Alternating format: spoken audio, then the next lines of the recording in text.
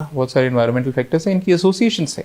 IBD जो है इसकी एसोसिएशन जरूर है, सीलिएक डिजीज वाले लोगों को, थायराइड वाले लोगों को, जितनी भी ऑटो इम्यून डिजीजेस हैं उसके साथ इसकी एसोसिएशन जरूर है कि अगर किसी को है तो उसको आईबीडी हो सकती है। अल्सरेटिव कोलाइटिस जो कि आईबीडी की एक किस्म है, इसकी प्राइमरी स्क्लेरोजिंग कोलिंजाइटिस जो कि जिगर की या आप कह सकते हैं कि पित्ते की एक बीमारी है, उसके साथ बड़ी स्ट्रॉन्ग एसोसिएशन है।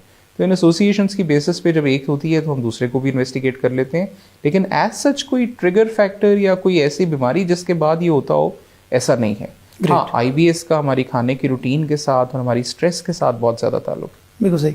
तो मुझे ये बताइएगा कि नॉन फार्माकोलॉजिकली अगर हमने लोगों को ट्रीट करना हो तो आईबीडी में तो शायद पॉसिबल नहीं है, आईबीएस के लोगों को आप क्या रिकमेंड करेंगे? सबसे पहले आईबीडी की बात कर लेते हैं। ये ऑब्वियसली क्लोनोस्कोपी के बाद आपको मेडिसिन खानी पड़ती है। और वो मेडिसिन के बाद आपको बार बार एक टेस्ट करवाना पड़ता है जिसको हम क्लोनोस्कोपी कहते हैं।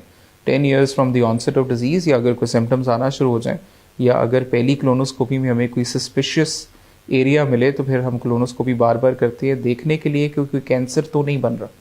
अच्छा, आईबीएस में सबसे पहले तो जो है वो स्ट्रेस जो है is a very important factor. तो स्ट्रेस को रिलीव करने के लिए जो है हम लोगों को कहते हैं कि आप लोगों से मिले जुलें, जो लोनलीनेस है, डिप्रेशन है, उसको खुद से ट्रीट करने की कोशिश करें जितना आप कर सकते हैं। डाइट की मॉडिफिकेशन बड़ी ज़रूरी है। कुछ लोग प्रीडोमिनेंटली कॉन्स्टिपेशन के साथ आते हैं, कब्ज़ के साथ आते हैं, उनमें ये जो हाई प्रोटीन डाइट है यानी ज़्यादा गोश्त का इस्तेमाल, या उनमें जो है ये आपकी जो है ब्रेड्स एंड सीरियल्स हैं या जो डेयरी प्रोडक्ट्स हैं सच एज चीज़, ये जो है हम मना करते हैं। बिल्कुल सही। कैफिनेटेड ड्रिंक्स जो हैं या कार्बोनेटेड ड्रिंक्स जो है ये प्रॉब्लम ज़्यादा करती हैं उसके अंदर।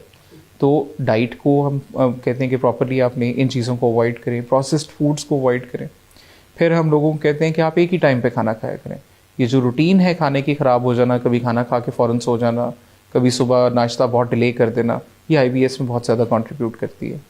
फिर आपकी डाइट में कुछ ऐसी चीज़ें हैं, फ्रूट्स में ख़ास तौर पे ये जो ज़्यादा फ्रुक्टोज कंटेनिंग फ्रूट्स हैं, फॉर इंस्टेंस एप्पल वगैरह जो है, ये जो है आईबीएस के मसले को ज़्यादा ख़राब करती हैं। लो फ्रुक्टोज जो आपकी डाइट है जिसमें बनानास हैं, जिसमें ब्लूबेरीज़ हैं, चेरीज़ हैं, कीवीज़ हैं, ये आपको जो है बहुत ज़्यादा हेल्प करती हैं। लो फोड मैप डाइट इसको हम कहते हैं, और इसमें बहुत सारी और भी चीज़ें शामिल हैं।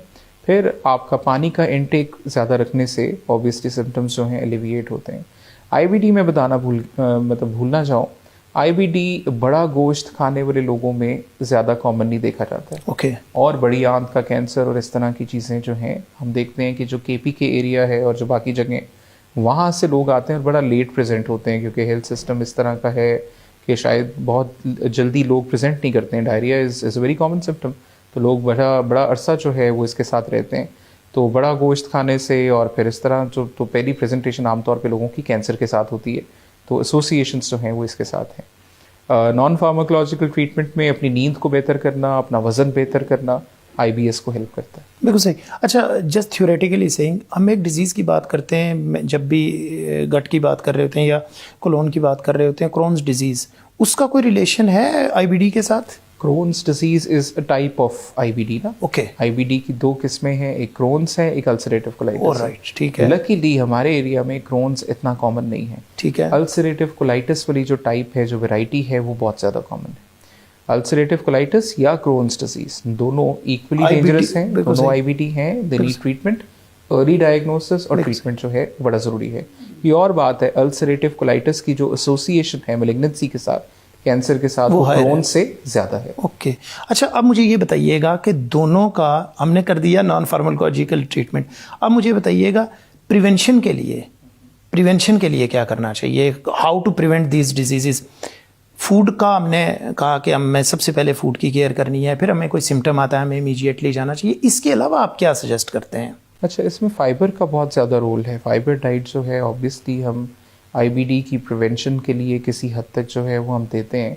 आईबीएस में इट्स डिफरेंट। अच्छा, एक काम करते हैं, हम फाइबर नाजरीन के लिए आसान कर देते हैं। कौन सी आम रोज़मर्रा की चीज़ों में फ़ाइबर हाई है? फ़ाइबर हमारे फ्रूट्स में बहुत ज़्यादा है, सैलड में बहुत ज़्यादा है। ये जो सलाद के पत्ते हैं इसमें फ़ाइबर जो है वो ज़्यादा है। इसबगोल का छिलका फ़ाइबर है। हर वो फल जिसमें आपको रेशा नज़र आता है, फॉर इंस्टेंस तरबूज जो है, उसके अंदर फ़ाइबर बहुत ज़्यादा है। बिल्कुल सही। तो फ़ाइबर जो है वो बेसिकली आपकी गट को इवैक्यूएट करा देता है। बहुत सारे टॉक्सिन्स और उन सारी चीज़ों को जो है वो आपके गट को जो है उनसे रिलीज़ करा देते हैं, तो इसलिए ये हेल्प करता है। अब इसमें फाइबर जो है आईबीएस में इसका थोड़ा सा कंट्रोवर्शियल रोल है। आईबीएस में समटाइम्स फाइबर जो है वो आपकी कॉन्स्टिपेशन और इस सारे मसले को जो है वो रिलीव नहीं कर पाता और वो उसको जो है इनफैक्ट वर्स कर देता है। इसलिए आईबीएस के बहुत सारे मरीजों में अकॉर्डिंग टू द सिम्टम्स हम उनको बताते हैं कि आप सैलड इस्तेमाल ना करें, आप अनकुक्ड फूड जो है वो ना लें। इसी तरह फ्रूट्स हैं, फ्रूट्स में जो है जिस तरह मैंने बताया फ्रुक्टोज वाली जो बात है, तो लो फ्रुक्टोज फ्रूट्स जो है वो हम उनको एडवाइस करते हैं। वाटर इनटेक अपना ज़्यादा रखें, खाने की रूटीन ठीक रखें, स्ट्रेस एलिविएट करें और अपनी वॉक और रेगुलरिटी के साथ करते रहें। तो ये वो सारी चीज़ें हैं जिससे हम आईबीएस जो है उससे बच सकते हैं। इवन ऐसा है कि हम आईबीएस को रिवर्स भी कर सकते हैं। मैं ये पूछने लगा था, अगला क्वेश्चन मेरा ये था, इन दोनों डिजीज़ में डिजीज कौन सी मॉड्यूलेट हो सकती है या रिवर्ट हो सकती है और कौन सी ऐसी है जिसको सिर्फ मैनेज किया जा सकता है? अच्छा, आईबीडी चूँकि डेंजरस है इसलिए हम हर दफ़ा उसकी बात पहले करेंगे। मेडिसिन के ऊपर आईबीडी को कंट्रोल करना आसान है। अब जो मॉडर्न मेडिसिन हैं वो तो मोनोक्लोनल एंटीबॉडीज़ हैं और बाकी चीज़ें हैं, तो उससे तो बड़े अच्छे रिजल्ट्स हैं। ट्रीटमेंट का बेसिक मकसद ये है कि till the end of life हम खाना सही तरह से हज़म करते रहें, कोई कैंसर डेवलप ना करें और ये जो ब्लड ज़ाया होता है पखाने के रास्ते वो ख़त्म हो जाए। बिल्कुल सही। तो ये मोटिव अचीव करने के लिए हमारी सारी मेडिसिन हैं। बिल्कुल ऐसे ही है। ये आईबीएस हो या आईबीडी हो, दोनों का एक फ्लेयर आता है, यानी ये बिल्कुल एक जैसी नहीं चलती रहती। कभी कभी हम देखते हैं मेडिसिन स्किप ना भी करें तो भी एक फ्लेयर जो आईबीडी का आता है उसको ट्रीट करना ज़रूरी है। Okay. उस फ्लेयर में हमें स्टीरॉइड्स भी देने पड़ते हैं। कभी कभी तो ओरल स्टीरॉइड से काम नहीं चलता, हमें इंजेक्शन की सूरत में जो स्टीरॉइड्स हैं वो देने पड़ते हैं। फिर मेसाकॉल और इस तरह की जो ट्रीटमेंट है वो हम देते हैं आईबीडी में। इसके अलावा जो है, अब जो मॉडर्न ट्रीटमेंट आपको मोनोक्लोनल एंटीबॉडीज़ की बताया था, लेकिन जो मेन स्टे ऑफ ट्रीटमेंट है वो आपको अपने अपने अपने जो गैस्ट्रोएंटरोलॉजिस्ट है उसके साथ इन टच रहना है और जब वो क्लोनोस्कोपी का कहे तो आपको करवानी चाहिए, ताकि आप कोई मैलिग्नेंसी को उस वक्त पे उस स्टेज पे डिटेक्ट करें जब उसकी रिसेक्शन या उसकी कीमोथेरेपी रेडियोथेरेपी आसान हो, ना कि जब वो फैल जाए। और जब वो फैल जाती है तो उस वक्त फिर उसका ट्रीटमेंट तकरीबन इम्पॉसिबल हो जाता है। यानी मैलिग्नेंसी जब मेटास्टेसाइज कर जाती है तो उस वक्त फिर उसको ट्रीट करना नामुमकिन होता है। तो उसमें जो है आपका ऑब्वियसली डाइट उसमें भी मॉडिफाई करनी पड़ती है। अब कमिंग टू आईबीएस का भी फ्लेयर आता है, लेकिन it hardly lasts for 2 to 3 days। Okay, एक ड्यूरेशन एक आदमी को बैठे बैठे मोशन आना शुरू हो जाए और वो फ्लेयर है आईबीएस का, वो किसी स्ट्रेस की वजह से हुआ है या किसी और वजह से हुआ है, तो अपनी डाइट इम्प्रूव करके और कुछ मेडिसिन के साथ आईबीएस का फ्लेयर जो है वो कंट्रोल करना आईबीडी के मुकाबले में बहुत आसान है। आईबीडी में कभी कभी हमें सर्जरी की तरफ जाना पड़ता है, कुछ और उसकी कॉम्प्लिकेशंस हैं, जिस तरह आपका कोई जो एब्सेस बन जाए वहाँ पे वो पस जो है वो इकट्ठी होना शुरू हो जाती है, ये पूरे का पूरा एक सेगमेंट जो है वो डैमेज हो गया है, तो फिर उसके रिमूवल के बगैर काम नहीं चलता। रिमूवल के बाद फिर आपको क्लोस्टमी और ये बैग्स वगैरह आपने देखे होंगे। जब ये लेवल आ जाए तो फिर मेरे ख्याल से पेशेंट आपसे सर्जन को शिफ्ट हो जाता है। सर्जन से शिफ्ट होता है, लेकिन उसकी मेडिसिन कंटिन्यू करते हैं हम। जब उसका नास्टोमोसिस वापस हो जाता है, यानी आंत के दोनों हिस्से वापस जोड़ दिए जाते हैं, उसके बाद दोबारा से सारा ट्रीटमेंट गैस्ट्रोएंटरोलॉजिस्ट। तो बेसिकली केयर टेकर गैस्ट्रोएंटरोलॉजिस्ट ही होता है, सिर्फ आपको उस प्रोसीजरल टाइम के लिए you need that surgeon. Multidisciplinary approach है, गैस्ट्रोएंटरोलॉजिस्ट भी है, फिर जो है अगर जोड़ों की बीमारी साथ है तो रिमेटोलॉजिस्ट भी इन्वॉल्व होगा, कभी कभी आई वाले लोग भी इन्वॉल्व हो रहे होते हैं, डर्मेटोलॉजिस्ट भी इन्वॉल्व होते हैं, स्किन की बहुत सारी लीजन्स है जो कि आईबीडी के साथ जिनका ताल्लुक है। अच्छा, ये बताइएगा आईबीडी और आईबीएस, इसका जेंडर से और एज से क्या रिलेशन है? आम तौर पे आईबीडी मेल्स में ज़्यादा है। ओके, एज स्पेसिफिक नहीं है। देखें, आम तौर पे जो ऑटो इम्यून बीमारियां हैं ये आपको उस वक्त ज़्यादा अफेक्ट करेंगी जब आप इम्यूनिटी आपकी स्ट्रॉन्ग है। ओके, फॉर इंस्टेंस कैंटिया की जो बीमारी है, sometimes we seen burnt out disease. ये जो बर्नट आउट डिजीज़ है इसका मतलब ये है कि जब उम्र ज़्यादा हो जाती है तो आपकी क़ुव्वत मुदाफ़ा चूँकि कम होना शुरू हो जाती है, तो उस वक्त ये जो ऑटो इम्यून बीमारी हैं ये आप में सारा कम होना शुरू हो जाती हैं। इसका मतलब बिल्कुल भी ये नहीं है कि वो ट्रीट हो चुकी हैं। कभी कभी ये बीमारियां आपके गुर्दों पे और आंखों पे ऐसा असर कर जाती हैं, फेफड़ों पे भी, कि हम मेन बीमारी को भूल जाते हैं, उस कॉम्प्लिकेशन को ट्रीट करते चले जाते हैं। फॉर इंस्टेंस जो ऑटो इम्यून बीमारी जो जब क़ुव्वत मुदाफ़त कम होती है तो उस वक्त कुछ और बीमारियां हम पे ज़्यादा हमलावर हो जाती हैं, जिस तरह टीबी। अगर हम लेटेंट ट्यूबरकुलोसिस अपने अंदर रख रहे हैं तो 60-70 साल की उम्र में शायद टीबी हमें होनी है, क्योंकि हम जितने पेशेंट्स देखते हैं यहाँ पे और टीबी जितनी प्रिवेलेंट है, तो इस तरह it goes either ways. Okay, और आईबीएस के लिए आप मुझे बताइएगा कि ये जेंडर रिलेटेड इसका क्या रिलेशन है? इसका कोई ताल्लुक नहीं है।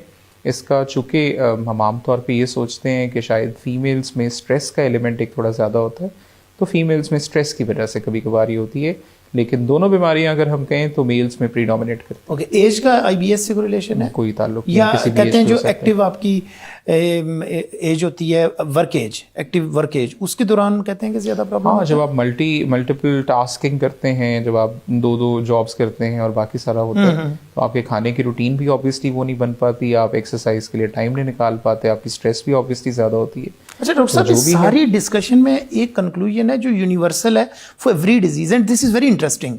अच्छा, हम as human being you would agree कि हम हर वो काम करते हैं जिससे मना किया जाता है और हर वो काम नहीं करते जो हमारी सेहत के लिए अच्छा है। आपकी बातों से जो मैं कंक्लूड कर रहा हूँ वो ये है कि आप अगर खाना टाइम पे खाते हैं, आप अपनी जिसको कहते हैं नींद पूरी लेते हैं, आप बाकी चीज़ें अपनी एज पर स्टैंडर्ड रखते हैं, तो बहुत हद तक आप बेहतर हो सकते हैं। इंटरेस्टिंगली ऐसा होता नहीं आपके ख्याल से? मैं चूँकि आप भी प्रोफेशनल हैं, हम भी प्रोफेशनली इस दुनिया को भी फेस करते हैं और सारा कुछ करते हैं, आपके ख्याल से क्या रीजंस होती हैं, हम क्यों नहीं कर पाते?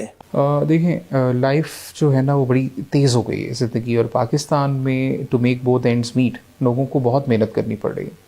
हम एक बहुत वेल्थी कंट्री में शायद नहीं रहते जहाँ पर कैपिटा इनकम और बाकी सारी चीज़ें जो हैं बड़ी अच्छी कैलकुलेटेड होती हैं और बाकी सारा कुछ है।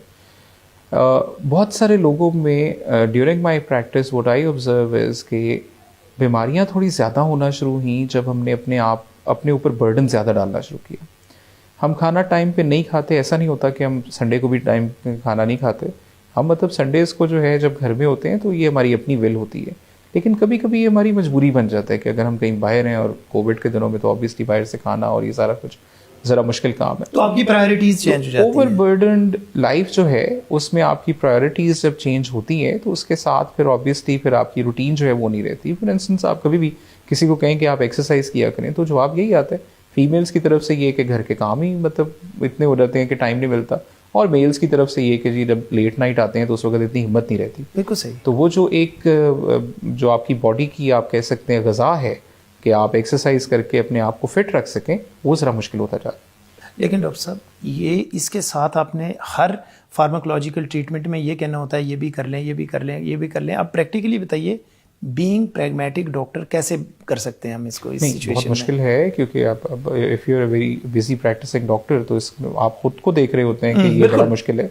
You put yourself in their shoes and then देखें, अगर आप कुछ लोगों को काउंसिल कर सकें एक हेल्दी लाइफस्टाइल की तरफ जो कर सकते हैं, और अल्टीमेटली जब आप लोगों को कह रहे होते हैं तो आप खुद भी सोच रहे होते हैं कि ज़ाहिर है जो मैं कह रहा हूँ उसको खुद भी प्रैक्टिस करना चाहिए।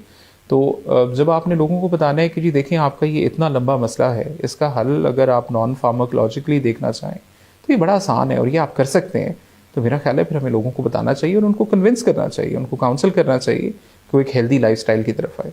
एक्सरसाइज के लिए काउंसिल करना कभी कभी बहुत मुश्किल हो जाता है, बिल्कुल सही कह रहे हैं। क्योंकि जब लोग कहते हैं कि जी हम 10 बजे आते हैं और फिर उसके बाद हम क्या कर सकते हैं, तो उनको सिर्फ कन्विंस करने की ज़रूरत है कि देखें आप एक डॉक्टर के पास आते हैं, आपको फीस पे करनी पड़ती है, वेटिंग आवर्स बहुत ज़्यादा हैं, फिर आपको दवाइयाँ खानी पड़ती है, which is very difficult thing. अगर इन सब चीज़ों से जान आपकी छूट जाती है सिर्फ अपने लाइफस्टाइल को हेल्दी करके, तो फिर आपका ऑब्वियसली वो सारी जो है वो आपका जो एफर्ट है वो वेस्ट नहीं हो।